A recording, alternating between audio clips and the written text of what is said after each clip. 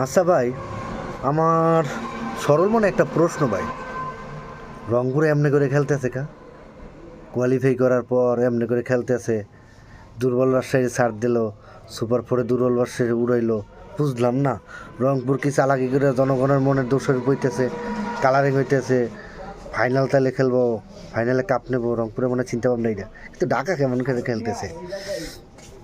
ঢাকার খেলা তো আমি কইতে পাই নাই, চুদির ভাইরা কি খেলতেছে, হুমন্দিরা হালার করে হালারা কি খেলতেছে সব, মাদারিরা কি সুতি এত রানেওয়ালাটা, এটা কোনো কথা? হ্যাঁ, এটা কোনো কথা? কথার বিচ্ছে পড়ে? হ্যাঁ, কেমন করে এরম এমনি করে খেলে? বুঝি না আমি, একটা জিনিস বুঝি না, রংপুরে এমনি করে খেলে, ঢাকা এমনি করে খেলে, বুঝলাম না এরা কি করতে না চায় কি? কাপ কি ঢাকা নিতে চায় না রংপুর নিতে চায়? ও, ঢাকার পক্ষে তো সম্ভব না।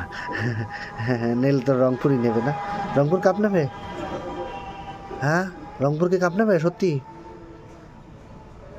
মাথা নষ্ট আমার, কই কি রংপুর যদি কাপ নেয়? হ্যাঁ হ্যাঁ।